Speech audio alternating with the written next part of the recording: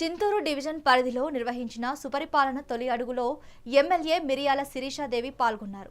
ఈ కార్యక్రమంలో భాగంగా ఎటపాక మండల కేంద్రంలో ఇంటింటికి వెళ్లి రాష్ట్ర ప్రభుత్వం ప్రజలకు అందిస్తున్న సూపర్ 6 పథకాలను తెలియజేశారు. అనంతరం నెల్లిపాక ప్రభుత్వ ఆసుపత్రిని తనిఖీ చేసి ప్రజలకు 24 గంటలు డాక్టర్లు అందుబాటులో ఉండాలని సూచించారు. ఇది ఒక తొలి అడుగు మాత్రమే. ప్రజలకు ఏదైతే అవసరాలు ఉన్నాయో ప్రజల అవసరాలు, సంక్షేమ పథకాలు, అభివృద్ధి రెండు కూడా సమపాలన నడిపించడం కోసం చంద్రబాబు నాయుడు గారు ఈరోజు ఒక ముక్త కంఠంతోనే, ఒక అకుంఠిత దీక్షతో ఈరోజు పనిచేస్తున్నారు. మనందరికీ తెలుసు, ప్రభుత్వం రాగానే 3,000 రూపాయల పెన్షన్ 4,000 రూపాయలు చేయటం.